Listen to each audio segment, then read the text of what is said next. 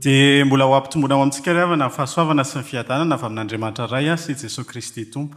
Ny andian'ny soratra masina izay angalantsika na afatra mangandroany dia ny ao amin'ny epistily voalohany soratan'i Jaona toko 5 ka ny andininy 4. Jaona voalohany toko 5 ny andininy 4 izay manao hoe amin'ny anaran'ny Tompo.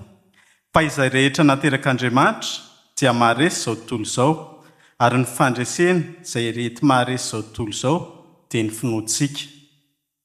Fa izay rehetra nateraka Andriamanitra dia maharesy izao tontolo izao, ary ny fandresena izay ety maharesy izao tontolo izao dia ny finoantsika. Ka ny famarinana ho raisintsika amin'ny andin'ny soratra masina io dia ny hoe ny finoantsika no ety mandresy izao tontolo izao. Ny finoantsika no ety mandresy izao tontolo izao. Ty andin'ny soratra masina ity moa dia nisoratan'i Jaona ho an'ny fiangonana tany Azia Minora. Fiangonana io dia hoe anisan'ny sahirana satria niara-ny fanenjehana, ny fampianaran-diso samihafa sy ny fakapanahy. Ka nolazain'i Jaona hoe izao tontolo izao izay ao anatin'io andinina io. Amin'izao andro iainantsika ankehitriny izao, ny fisotroana, ny fifohana sy ny zava-mahadomelona, ny rongony sy ny sigara dia azo hosokajiana ao anatin'io izao tontolo izao io. Eno inge ty tantara kely momba ny finoana ity tany ambanivohitra ny seho ny tantara. Ela tsy avy ny orana, maina kina ny tany, dia voly rehetra efa maina daholo, nanomboka menmenina daholo ny olona. Nanapa-kevitra ary ty fiangonana kely tao amin'ilay tanàna anankiray hoe andaontsika hangataka amin'Andriamanitra no fitaovavahana manokana mihitsy hangataka orana.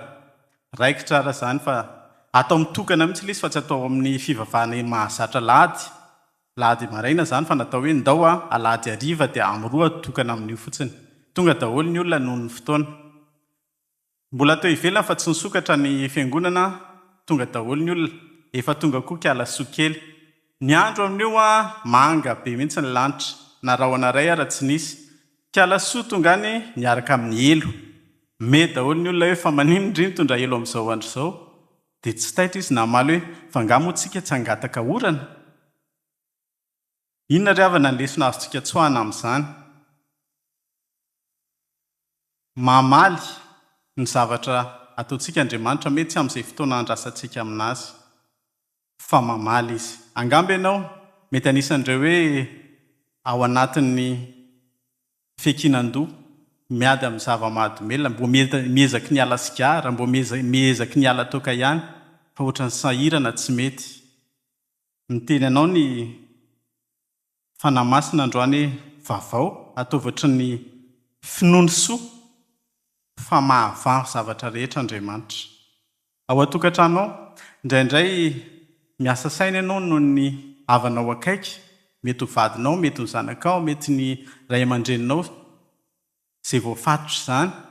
Mety miasa saina koa ianao amin'ny zanakao lavitra ny andafy ihany fa nanohy fianarana hoe ohatry ny ahoana re mahazo azy ihany, sao dia voatarika amin'izany, mivavary havana. Fa mahay mamahan-gadra rehetra Andriamanitra ary mahay miaro ny zanantsika Andriamanitra. Atao am-piangonana, mety mahita olona voababo ianao, mety mahatsiaro ianao hoe ry olona ry izany tena resy.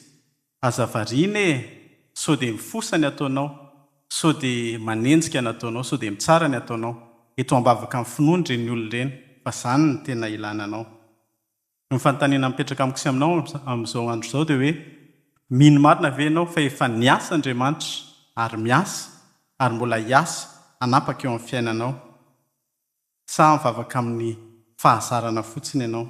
Mitaonanao ary havana fa ny fandresena izay nandresy izao tontolo izao dia ny finoantsika. Tsy mahery noho Jesosy izany taoko izany, ary efa nombona teo amin'ny hazo fijaliana ny fatorana rehetra fa olona afaka isika. Tsy vitantsika rery nefa izany raha tsy miaraka amin'i Jesosy Kristy isika. Izy ilay efa nilaza hoe etỳ amin'izao tontolo izao nahitanareo fahoriana, fa nefa matoki izao efa naresy izao tontolo izao. Dia alahoery ary tahaka ny soa nitondra elo mangataka amin'ny finoana, minofa azo valim-bavaka sahady ho andeha hivavaka. Fa izay rehetra nateraka Andriamanitra dia maharesy izao tontolo izao. Amen. Vavaka isika. Andriamanitra, misaotra anao izay finoa izao fotoana izao. Ampitombo ny finoanay Tompo mba entinay mandresy izao tontolo izao. Amen.